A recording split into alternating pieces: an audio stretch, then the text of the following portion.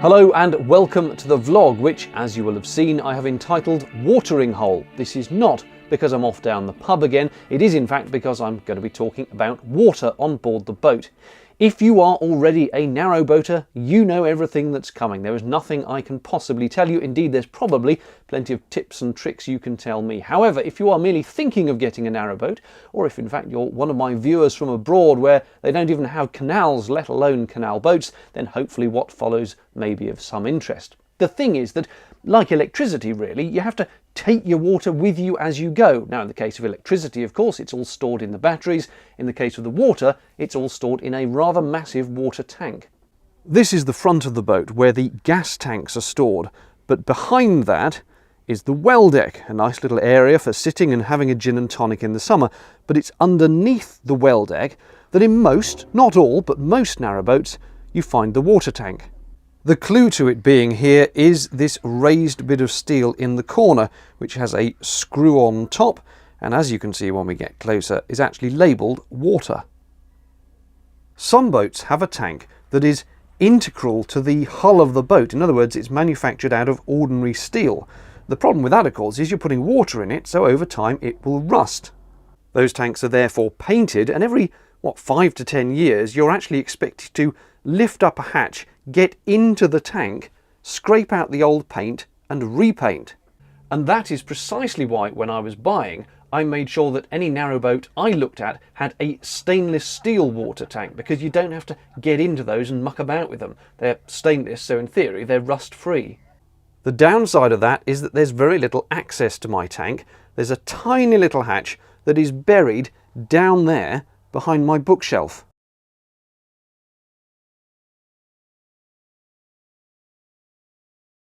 That's it, that little hatch there. Obviously you can't actually do anything with the tank other than peer through. Let's have a look. And that is my water tank, which, as you can see, you can't get to. You can check it's still there and hasn't run off, but that's about it. The only useful thing through this hatch is there, a little stopcock to turn off the water to the rest of the boat if you need to do any plumbing. And that's about it. Now you may be wondering how much water you use on a boat anyway. Well, for starters, you've got the sink in the galley. That's got hot and cold. On my boat, the toilet's wired into the water supply for the electric flush. You've got the hot and cold taps on the basin in the bathroom. And of course you have my lovely shiny shower with hot and cold, and all the water comes pumped from that tank. The pump, incidentally, is located below the bathroom sink. You see those two bits of wood you can pull out. In fact, I'll pull them out. Just pop up, hopefully. There we go. And it's the pump on the right. The one on the left, the one that says whale gulper, is the one that drains all the water out of the bottom of the shower cubicle. But the main water pump is that one there. And they do make a hell of a noise when you turn them on, as I shall now demonstrate.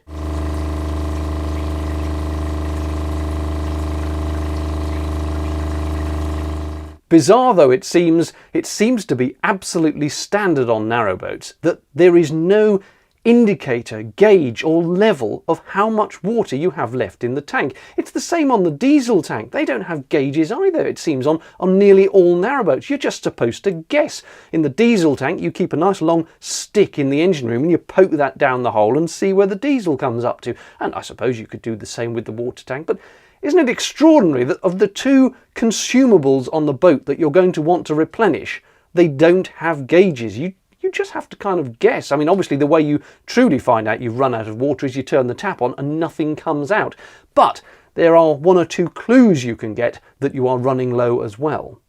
It may not be apparent to you by looking, but the boat is actually sitting higher at the front in the water than it is at the back. And that, of course, is because the diesel tank is at the back, weighing the back of the boat down, and the engine and all that. And at the front, where the water tank is, as it gets lighter and lighter, so the front of the boat actually lifts up a bit. And over time, you gradually get this sense that the boat is tilting up a bit. It's not quite like that scene in the movie Shallow Hal, but you do definitely get the gist that the tank is perhaps a little emptier than it was. Time to fill it up then, and for that you need two bits of kit. The first is a hose reel. Now some people get all paranoid about these standard garden hoses being made of carcinogenic plastics. I don't have any such worry myself, and neither do many boaters. Just tip the water in and surely it's all right. The other thing you need is one of these, which opens up the hole to the water tank. Let me show you.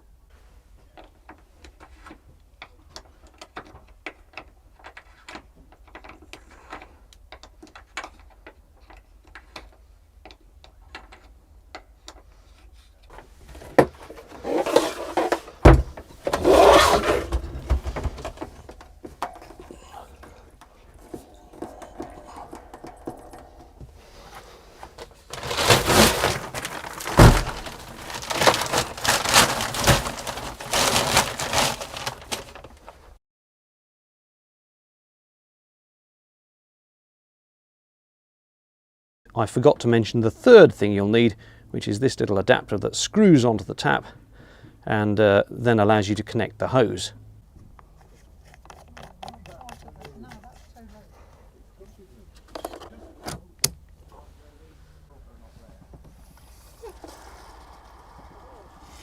At this point your water starts filling and you hear a satisfactory sploshing, glurging sound coming from the bottom of the tank.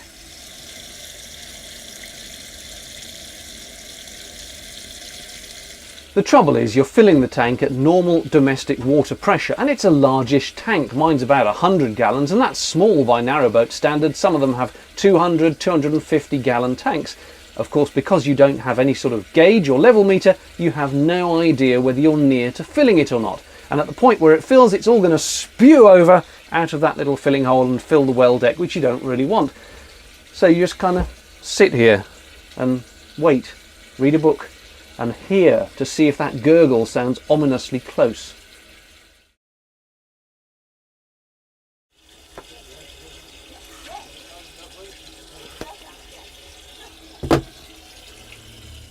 As you can see, we are now very, very full indeed, so I can just quickly turn a tap on to lower that level by a couple of centimetres, and then all will be done.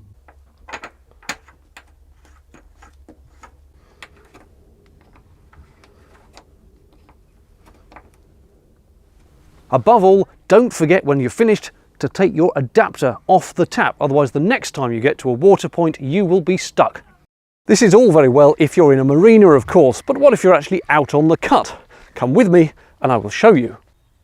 This is a canal. I mention that because there's been so little chugging along in the last few wet and windy weeks that I've virtually forgotten what one looks like.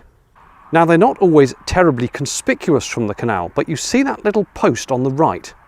This is a water point provided by the Canal and Rivers Trust, and you get access to this as part of your annual canal boat licence fee. Just plug on your hose, turn the tap and you're away. You can see this is a sort of official temporary mooring area to use the water point because of the bollards, and also the sign which clearly there says that you can only stay for up to an hour, and then below that is the symbol for the tap, and it's telling you where it is just to the right of us. Now, there are sometimes complaints from some boaters that some liveaboard boaters actually moor up permanently on the water points because they just want access to the water all the time. How prevalent a problem that actually is, I will have to wait until I'm out cruising the cut to find out, and I will let you know. Incidentally, you also sometimes find waste facilities for canal boaters at the water points as well, which is quite handy. And that, in a nutshell, is water on a narrowboat. How often you have to do that, of course, depends how much water you use, how many people are aboard, how many showers they take, how long they take in the shower, and so on and so forth. But I'm getting about 2 weeks, I suppose, between fill-ups at the moment, but then I am using the marina shower. So who knows what it'll be like actually out on the cut. Thank you for watching, as ever. Coming up, many, many more videos on all sorts of topics, including, at some point in the near future, I'm going to tell you all about these toilet tanks, how to fettle them and how to empty them. Lovely. And I have bought myself this, a ukulele, which I can't play, but I'm going to have a little go, bit of practice, and if you are very, very unlucky, I may play you some tunes. It's a bit like Vogon poetry. Thanks for watching. Cheers now. Bye-bye.